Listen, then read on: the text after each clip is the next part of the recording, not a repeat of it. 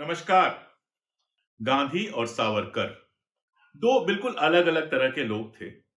एक तरफ गांधी थे जो शुद्ध धार्मिक व्यक्ति थे, जिनकी सुबह प्रार्थना से शुरुआत होती थी और रात जो होती थी वो भी प्रार्थना के साथ ही समाप्त होती थी। आप जानते हैं कि प्रार्थना सभा उनके लिए इतनी महत्वपूर्ण थी कि 20 जनवरी को उन पर हमला होता है, गोला फेंका जाता है। वो जानते हैं, वो खुद स्वीकार करते हैं कि वो एक बड़े षड्यंत्र का हिस्सा है और एक समूह है जो उनकी हत्या करना चाहता है। और इसके बावजूद जब पटेल उनसे कहते हैं कि जो भी लोग आपको आपकी प्रार्थना सभा में आ रहे हैं, उन सारे लोगों की जांच होनी जरूरी है, तो वो कहते हैं नहीं, प्रार्थना सभा इतनी पवित्र है कि उसमें शामिल होने से किसी को रोका नहीं जा सकता, उसमें शामिल होने वालों की जांच नहीं की जा सकती। धार्मिकता इस कदर की है कि कई बार हम देखते हैं कि जवाहरलाल नेहरू जैसे आधुनिक लोग जो उनके आसपास थे, वो झुझला जाते हैं।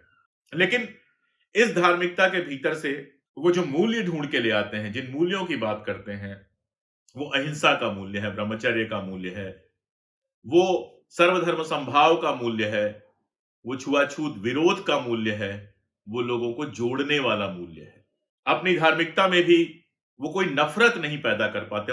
उनकी जो धार्मिकता है वो दूसरे धर्मों से नफ़रत के आधार पर नहीं है। और कैसी विडंबना है कि सावरकर जो हिंदुत्व के प्रोपोनेंट थे, जो हिंदुत्व की और हिंदुओं की बात करते थे, उनके शिष्य गोडसे ने हत्या भी की, तो एक हिंदू की हत्या की। मुझे लगता है कि पिछली सदी की ये सबसे बड़ी विडंबना है कि महात्मा गांधी की हत्या जो थी वो हिंदुओं ने की थी, हिंदू ने की थी। या कह सकते हैं हिंदुओं ने, क्योंकि षड्यंत्र किसी एक व्यक्ति का तो था नहीं। आप जानते हैं कि जब गांधी की हत्या हो गई, माउंटबेटन को पता चला, माउंटबेटन भागे-भागे पहुंचे, तो उनके जो प्रेस अटाशी थे, उन्होंने लिखा है, कैम्पबेल जॉनसन ने लिखा है कि जब वो दरवाजे पे पहुंचे तो लोग कह रहे थे कि एक मुसलमान ने गांधी की हत्या कर दी। माउंटबेटन ने तुरंत कहा कि मूर्खों, तुम्हें पता नहीं है गांधी को मारने वाला एक हिंदू है। कैम्पबेल जॉनसन ने उनसे रास्ते में पूछा कि आपको कैसे पता कि वो हिंदू है? बोले मुझे कुछ नहीं पता है, लेकिन अगर वो मुसलमान हुआ तो फिर इस देश में हिंसा जिस तरह की होगी, उसे कोई रोक नहीं पाएगा। मैं कहना ये चाह रहा था कि जो लोग वहां थे वो सब मान के चल रहे थे कि गांधी की कोई हत्या अगर करेगा भी तो वो कोई मुस्लिम कर सकता है। क्यों मान के चल रहे थे? क्योंकि देश में जिस तरह की सांप्रदायिक हिंसा चल रही थी, उस सांप्रदायिक हिंसा में गांधी की हत्या किसी मुस्लिम द्वारा किया जाना स्वाभाविक सा होता, लेकिन गांधी की हत्या एक हिंदू ने की। ये कौन से लोग थे? सावरकर किस तरह के हिंदुत्व की बात करते थे? क्यों ये हिंदुत्व गांधी के हिंदुइज्म के बिल्कुल खिलाफ खड़ा होता था? क्योंकि सावरकर का जो हिंदुत्व था वो नफरत पर आधारित था, वो अल्पसंख्यकों से नफरत पर आधारित था। वो एक सवर्ण परिकल्पना थी राष्ट्र की, जो हिटलर की नकल में बनाई गई थी, जिसमें नस्ल को राष्ट्रवाद से जोड़ दिया जाता है। और दरअसल जिसको ये नेशनलिज्म कहते हैं, राष्ट्रवाद कहते हैं, वो राष्ट्रवाद नहीं है, वो नस्ली राष्ट्रवाद है, जिसमें पहले हिंदू को परिभाषित किया जाता है और फिर कहा जाता है कि सिर्फ हिंदू ही इस देश में रहने के अधिकारी हैं, उसके अलावा जितने लोग हैं उन्हें सेकंड ग्रेड सिटीजन होना चाहिए। आप जानते हैं कि इसी वक्त पे मुस्लिम लीग यही बात कह रही थी कि मुसलमानों के लिए अलग देश होना चाहिए। ये दो राष्ट्रों के सिद्धांत की बात थी, मतलब एक नस्ल एक राष्ट्र। एक राष्ट्र में सिर्फ एक नस्ल के लोग रह सकते हैं। आज जिस तरह से दुनिया आधुनिक हुई है, हिंदुस्तानी ही दुनिया के सारे देशों में जाकर कमा रहे हैं।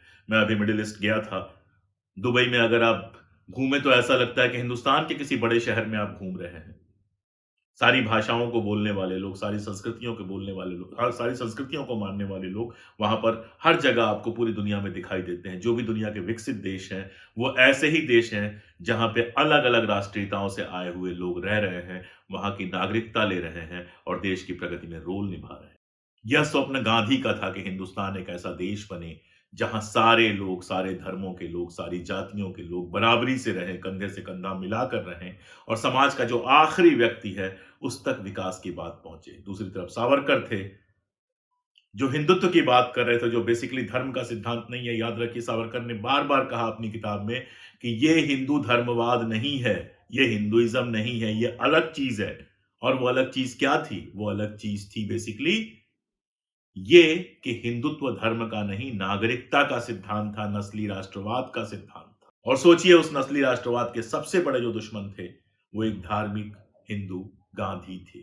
सावरकर का अपना जीवन बेहद रोचक रहा है। 1909 के पहले ऊंची आवाज में बोलने वाले वो एक क्रांतिकारी थे, जो अपने श्यामजी कृष्ण वर्मा, जो इंडिया हाउस के संस्थापक थे, उनकी आलोचना करने से भी नहीं चूकते थे। और जेल में जाने के बाद 6 महीने के अंदर माफी मांगने के बाद जिस तरह के बयानात उनके लगातार आते हैं, जिस तरह के लेख आते हैं, समझ में आता है कि देश की मुक्ति की संकल्पना से उन्होंने मुक्ति पा ली थी।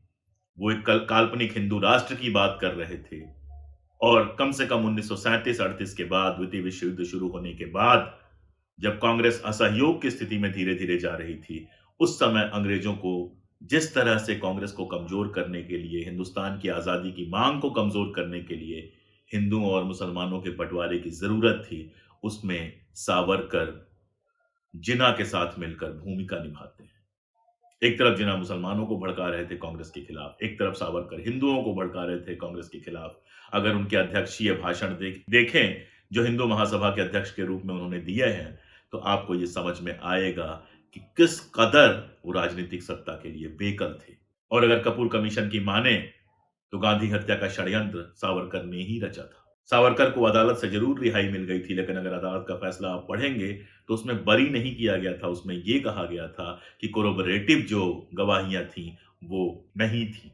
कपूर कमीशन ने पाया कि ये कोरोबोरेटिव गवाहियां उनके अंगरक्षक और उनके सेक्रेटरी की गवाही के रूप में पहले से मौजूद थी, लेकिन कोर्ट में जाने क्यों पेश नहीं की गई। मैं एक बात से अपनी बात खत्म करना चाहूंगा। सावरकर ने अपने बड़े भाई को एक पत्र में लिखा है कि भाई, इस युग को सावरकर युग के रूप में जाना जाएगा। लेकिन हुआ ये कि उस पूरे युग को न केवल हिंदुस्तान में बल्कि पूरी दुनिया में गांधी युग के रूप में जाना जाता है।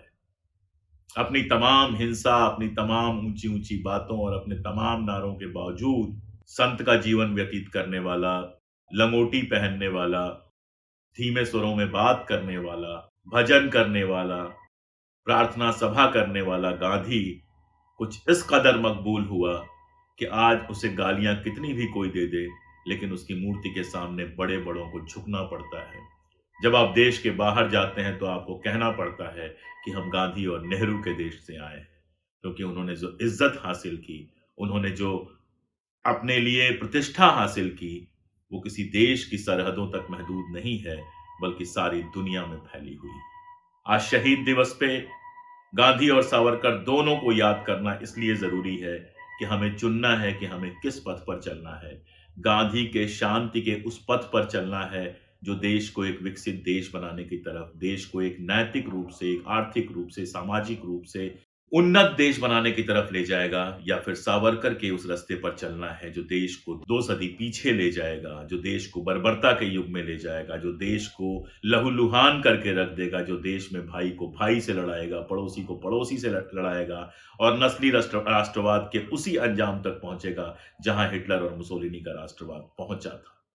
यह फैसला हमको, आपको करना है। शुक्रिया।